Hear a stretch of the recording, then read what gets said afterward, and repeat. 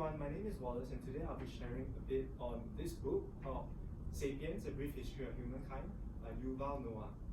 So in this book, I'll be talking about chapter 14, the discovery of ignorance, and the whole chapter really talks about the scientific revolution. So Dr. Yuval argues that the scientific revolution has not been a revolution of knowledge, it is actually a revolution of ignorance because humans do not know the answers to their most important questions. He frames it as ignoramus, whereby it is a process of firstly admitting ignorance. So once humans admit that new knowledge can replace old knowledge and that we don't really know the true answers, we begin to find out new ways of acquiring new knowledge. And he argues that we find out these new ways by subscribing to the centrality of observation and math. Using these theories, we are able to formulate scientific theories that we were able to apply to technology. And with technology, we acquire new powers that change the way we interact with nature and ourselves. So the scientific revolution is good, but what kind of effects does it have? Well, an implicit effect is now human beings believe in the idea of progress. We no longer look to the past for our answers, but we believe that the future will be better. So there is a future-oriented perspective in the subjective subconscious of every human being nowadays. Some of the external effects, as Dr. Yuval argues, is stuff like technology. And in this particular example, he talks about the military, industrial, and scientific complex that allows countries to win wars. Well, this can still be seen in the world today because you see with, for example, just recently in August, China unveiled a new air-to-surface missile weapon that it could launch at any time to attack another country. But not all technology has to do with the military.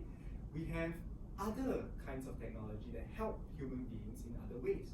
For example, in Singapore, we have this new AvidBot's new intelligent cleaning robot that will replace workers and will make our environment cleaner. And another kind of technology would be smart tray return robots, whereby now, and I've seen this, we can return our trays without too much hassle. So all of these would make our lives better. But Dr. Yuval argues that all of these technology only serves one purpose in achieving the Gilgamesh project. But what is the Gilgamesh project? Well, the Gilgamesh project is about achieving immortality, extending our lives. The myth goes with the existence of this person named Gilgamesh, a king who is able to be the most capable person alive.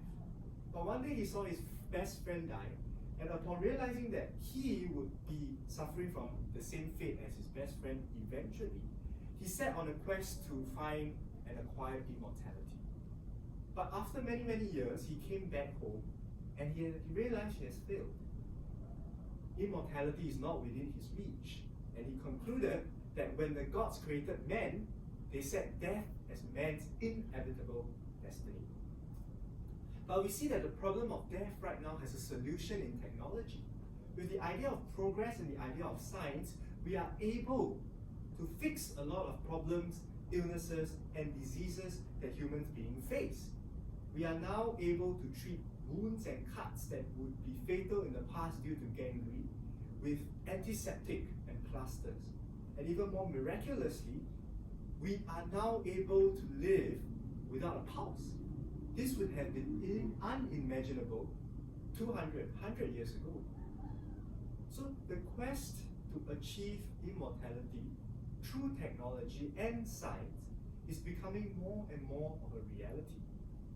But it is not about when the Gilgamesh project is completed, it's not about when we achieve immortality, but it's the collective belief that it would eventually be a possibility that is important because we are renegotiating our position in the world. But we would like to say that science in itself makes no value judgment. It is the political, economic, and religious/ideological considerations that make value judgment. So in deciding what form of science to fund, which research project that I should prioritize, I will look at these considerations. And different countries, different human beings will have different ideas about it. And therefore, my conclusion is we live in a world dominated by science and progress. we must not forget that progress is not equal. We must always remember that our relationship with each other is more important than the ultimate goal of living forever.